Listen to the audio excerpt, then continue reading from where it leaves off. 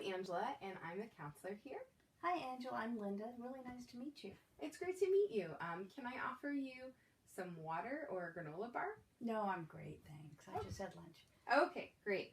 So just to get started, I'd love to hear a little bit about your experience in the past dealing with seeing a counselor to deal with either the issue that you're here to talk about with me today, or any other issue that you've had in the past. Well, frankly, I've never seen a counselor before, so this will be my first experience. Okay, great. So what's going to happen is that I'm here to work with you to come up with a plan together. So I'm not here to tell you what to do, but rather to help you come up with a solution that works for you. And so a little bit about my role is that I'll help you come up with a solution by listening and talking. I'll ask you some questions about what's going on and maybe propose a solution, and help you kind of figure out what you're thinking about it. And then, for you, what I'll need is for you to talk openly and honestly about what's going on. But if at any point you ever feel uncomfortable, or like I'm touching on something you don't want to talk about, please let me know. Or if I'm not hearing you and interpreting what you're saying in the right way, please feel free to tell me that that's not really what you're trying to get at. Okay, I can do that. Okay, that sounds good. So why don't you tell me a little bit about yourself? Since the first time we've met, I'd like to just get to know you a little bit. Okay, so currently I'm an admin for a large insurance firm, and I've been there for 15 years, and it's an executive admin position.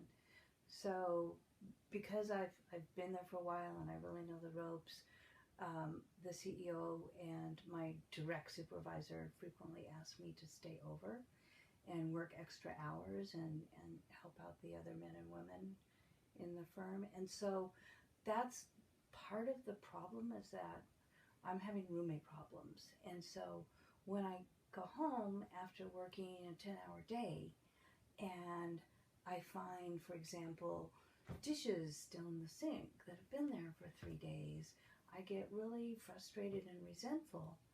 And I like my roommate, but she does these things that make me feel as though she's inconsiderate, and she's not taking into account the ground rules that we had established when we decided to live together.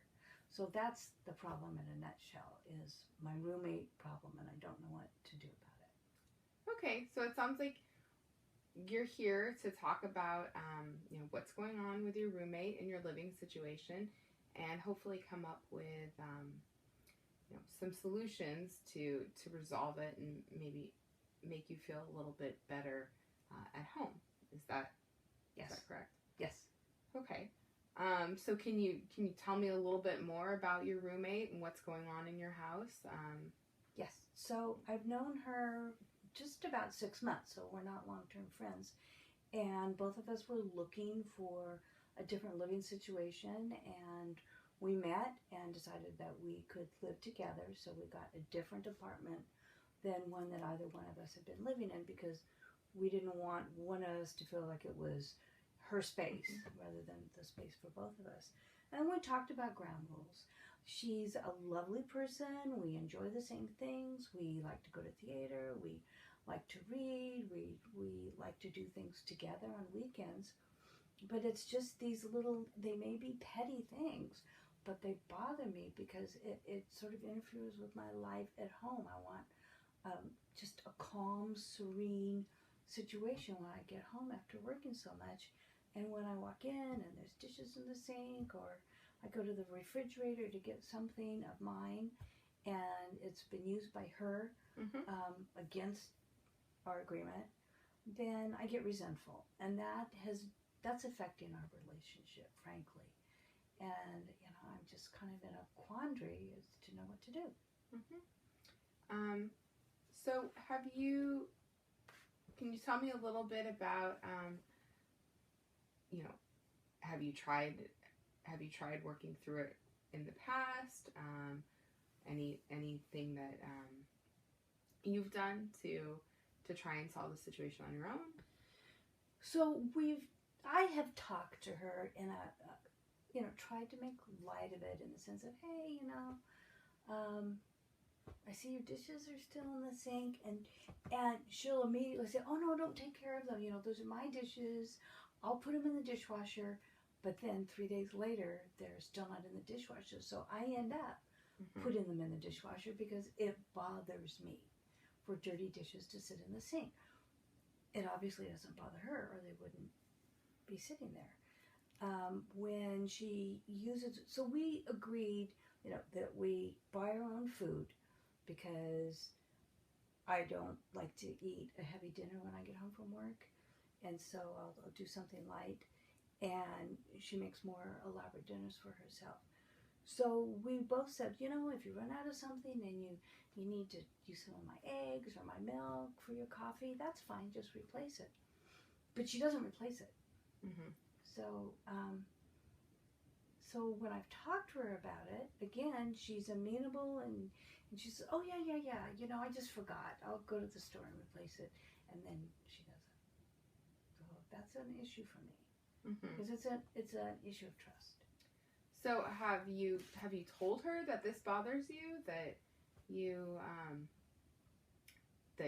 are feeling that she's being inconsiderate, and that you would it's important to you that you have a clean house and that your food is replaced is what I'm hearing, is that these things are really upsetting. But have you tried communicating that to her? Well, I haven't told her that it's a problem for me. What I've said is just sort of called her attention to it and expected that it would be taken care of. Okay. Would you feel comfortable calling her attention to it? Maybe sitting down and saying that these are things that are actually bothering you? I guess that would be a more direct way of doing it than what I've been doing. I've kind of been going, the indirect way, expecting her to do the right thing. So I guess I should perhaps be as direct with her as I am with the staff at work. And so that's something you feel comfortable doing? Yeah, I hadn't thought about doing it that way because I really wanted to maintain our friendship, but we're not going to be able to if things don't change. Okay. So maybe that would be a good first step. It sounds like we have a plan that you can act on. Is that how you feel, that this is a good plan, a good place to start? Yeah, I think that's a good first step for me. Okay, great. Well, thank you so much for coming in to talk today. Thank you for listening. Absolutely. And helping out. Yeah, great. Thank you. Okay.